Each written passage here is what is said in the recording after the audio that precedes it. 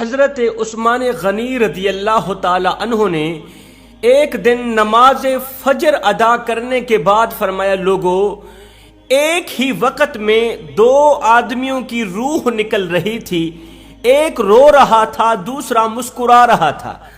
ایک ہی وقت میں، ایک ہی دن میں، ایک ہی لمحے کے اندر دو آدمیوں کی روح نکل رہی تھی، دو آدمی مر رہے تھے، ان میں سے ایک رو رہا تھا دوسرا مسکرا رہا تھا۔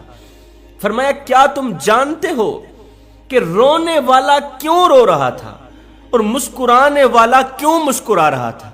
فرمایا، حضرت اسرائیل علیہ السلام انسان کی روح نکالنے کے بعد آسمان کی طرف اڑتے ہوئے جاتے ہیں۔ یہ مرنے والا انسان روح کو جاتا ہوا اپنی آنکھوں سے دیکھ رہا ہوتا ہے۔ حضرت اسرائیل علیہ السلام انسان کی جب روح نکالتے ہیں، وہ خواہ مومن ہو، گنہگار ہو، بدکار ہو، سیاہکار ہو، انسان کی روح کے نکالنے کے بعد آسمان کی طرف اڑتے ہوئے جا رہے ہوتے ہیں، تو یہ مرنے والا انسان اپنی آنکھیں کھول کے آسمان کی طرف روح کو جاتا ہوا دیکھ رہا ہوتا ہے۔ فرمایا، اگر انسان نیکوکار ہوتا ہے، اگر انسان متقی پرہیزگار ہوتا ہے، تو اس کی روح اس کی بھلائی کے لیے دعائیں کرتی جا رہی ہوتی۔ آسمان کی طرف مومن انسان کی روح اس کی بھلائی کے لیے دعائیں کر رہی ہوتی۔ جب انسان روح کے منہ سے نکلتی یہ دعا سنتا ہے تو مسکرا پڑتا ہے۔ مومن انسان جب روح کی یہ دعا سنتا ہے کہ اللہ تیرا بھلا کرے، فرمایا جب مرنے والا انسان یہ دعا سنتا ہے تو مسکرا پڑتا ہے۔ اور فرمایا کچھ لوگوں کی روح انہی بد دعائیں دیتی ہوئی آسمان کی طرف جا رہی ہوتی ہے، بد دعائیں دیتی ہوئی، اللہ تجھے تباہ کر دے، اللہ تیرا ستیہ ناش کر دے، اس طرح کی بد دعائیں دیتی ہوئی آسمان کی طرف جا رہی ہوتی ہے۔ یہ لوگ اپنی تباہی کے لیے جب بد دعائیں سنتے ہیں تو ان کی آنکھیں چھم چھم برسنے لگتی ہیں۔ اور کبھی کبھار ایسا بھی ہوتا ہے کہ نیک انسان بھی موت کے وقت رونے لگتا ہے۔ نیک انسان، مومن، متقی، پرہیزگار انسان، عبادت گزار انسان موت کے وقت رونے لگتا ہے۔ کیوں؟ اس لیے کہ اگر میں زندہ ہوتا تو اور نیک اعمال کر پاتا۔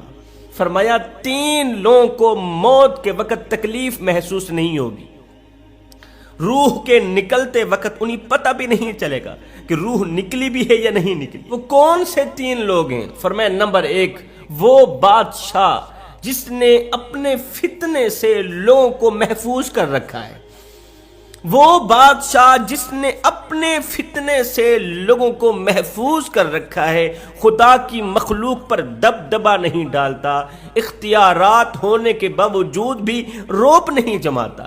حضرت سیدنا عیسیٰ علیہ السلام ایک نہر سے گزرے جس میں بچے نہا بھی رہے تھے اور ساتھ میں کھیل بھی رہے تھے۔ ان کھیلنے والے بچوں کے ساتھ ایک اندھا بچہ بھی تھا جس کو کچھ دکھائی نہیں دے رہا تھا، جس کو کچھ نظر نہیں آ رہا تھا۔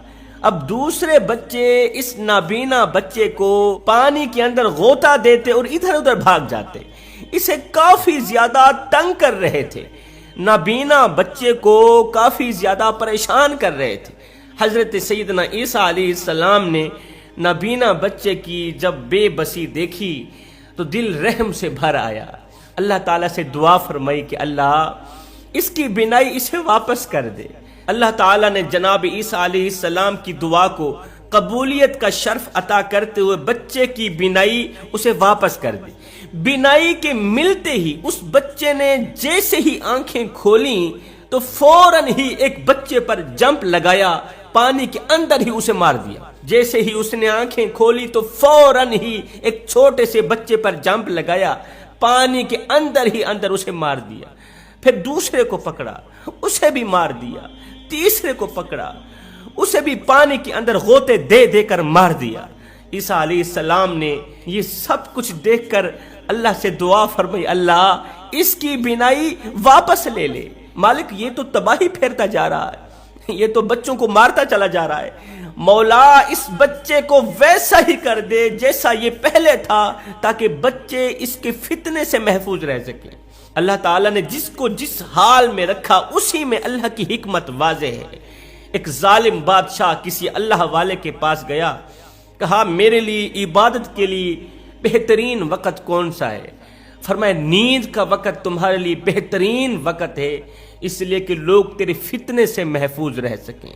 حضرت عثمان غنی رضی اللہ تعالی عنہ فرماتے ہیں اس انسان کی روح بھی آسانی سے نکلتی ہے جو محبتیں بانٹتا ہے، نفرتیں مٹاتا ہے، محبتیں بڑھاتا ہے، محبت کے ذریعے لوگوں کو دین اسلام کی طرف لے آتا ہے۔ جوانوں یاد رہے، محبت کر کے کسی کو چھوڑ دینا یہ ایک گھٹیا ترین عمل ہے۔ محبت کرنا گناہ نہیں ہے، بلکہ یہ اللہ تعالیٰ کا پسندیدہ عمل ہے، کیونکہ اگر محبت کرنا گناہ ہوتا تو اللہ کبھی نہ کہتا جس سے محبت کرو اس سے شادی بھی کرو۔ اللہ کبھی نہ کہتا، میرا دین کبھی نہ کہتا جس سے محبت کرو اس سے نکاح بھی کرو، اسے حلال بھی کرو۔ کچھ لوگ اپنی محبتوں کا مان رکھ کر اسے حلال تک لے جاتے ہیں۔ یہ مرد لوگ ہوتے ہیں جو اپنی محبتوں کا مان رکھ کر اسے نکاح تک لے جاتے ہیں، اور کچھ کم ظرف اور گھٹیا لوگ بھی ہوتے ہیں جو ذرا سی مصیبت آزمائش پر اپنی محبت کو بیچ راستے میں لاوارث چھوڑ دیتے ہیں۔ ایسے لوگوں کے لیے محبت جرم ہے، ایسے کم ظرف اور گھٹیا ترین لوگوں کے لیے محبت گناہ ہے، جرم ہے۔ جب محبت سچی اور خالص ہوتی ہے تو یہ نہیں کہا جاتا کہ اللہ اگر وہ میرے حق میں بہتر ہے تو مجھے دے دے، اگر نہیں ہے تو نہ دے۔ نہیں، بلکہ یہ کہا جاتا ہے اللہ اگر وہ میرے حق میں بہتر نہیں بھی ہے تو بھی اسے میرے حق میں بہتر لکھ دے، تو بھی اس میری محبت کو میرے حق میں بہتر بنا دے، مجھے وہی چاہیے۔ پھر ایسی محبت کرنے والوں کو میں نے نماز میں روتے ہوئے بھی دیکھا ہے، اس طرح کی سچی محبت کرنے والوں کو میں نے تہجد کے سجدے میں گڑ گڑا کر دعائیں مانگتے بھی دیکھا ہے۔ اور یہی محبت سچی محبت ہے جو سجدوں کے ذریعے مانگی جائے، جو دعاؤں کے ذریعے مانگی جائے۔ اس لیے میں کہتا ہوں نفرتیں مٹاؤ، محبتیں بڑھاؤ، محبتیں پھیلا دو۔ کریم آقا کی امت سے پیار کرو، محبت کرو، شفقت سے پیش آؤ۔ اگر میں آپ کے بچوں سے پیار کروں تو میں آپ کو کتنا اچھا لگوں گا، اور اگر آپ میرے بچوں سے پیار کریں گے تو آپ مجھے کتنے اچھے لگیں گے۔ تو جب ہم سب لوگ کریم آقا کی امت سے پیار کریں گے تو کریم آقا کو کتنے اچھے لگیں گے۔ فرمایا اس عورت کو بھی موت کے وقت تکلیف محسوس نہیں ہوگی جو گھر کی چار دیواری کے اندر رہتی ہے، گھر کی چار دیواری کے اندر رہتی ہے اور اللہ کے حضور سجدے کرتی رہتی ہے۔ شوہر کی اجازت سے جب گھر سے باہر نکلتی ہے تو سر سے لے کر پاؤں تک پردے میں لپٹی ہوئی ہوتی ہے۔ ہائے زمانے قدیم میں عورت کے دو سٹیٹس چلے آ رہے تھے۔ پہلا سٹیٹس خاندانی خاتون، جس کے ساتھ تعلقات قائم کرنے کے لیے باقاعدہ نکاح کیا جاتا تھا۔ دوسرا سٹیٹس منڈیوں میں بکنے والی عورت، جس کو لونڈی کہا جاتا ہے۔ اس دور کی لونڈی کا سٹیٹس یہ تھا کہ جو بھی اس کا ریٹ لگا کر اس کو خرید لیتا وہ اسی کی ہو جاتی، اس کے ساتھ اس کا مالک بغیر نکاح کے تعلقات قائم کر سکتا تھا، کوئی پوچھنے والا نہیں تھا۔ اسلام نے غلامی کے تصور کی حوصلہ شکنی کی، غلاموں اور لونڈیوں کو آزاد کر دیا۔ لیکن آج پھر کچھ لڑکیاں اپنے آپ کو باعزت خاندانی بہو، کچھ لڑکیاں اپنے آپ کو باعزت خاندانی بہو اور نکاح کے ذریعے گھر کی مالکن کے مرتبے سے گر کر خود کو وہی لونڈی کے درجے پر لے آئی، خود کو اسی لونڈی کے درجے پر لے آئی جو لونڈی بازاروں میں بکا کرتی تھی۔ نکاح کے ذریعے گھر کی مالکن کے مرتبے سے خود کو گرا کر لونڈی کے درجے پر لے آئی، اور اس جدید دور کی لونڈی کا نام ہے گرل فرینڈ، جس کے بارے میں ابن آدم کا دعویٰ ہے کہ کہ وہ اس کو گھٹیا سے گفٹ اور چند پیسوں کی شاپنگ کے عوض خرید لیتا ہے اور پھر جہاں چاہتا ہے استعمال کرتا ہے۔ اب سوچنا عورت کو چاہیے، آج کی اسلام کی مقدس شہزادی کو سوچنا چاہیے کہ وہ نکاح کر کے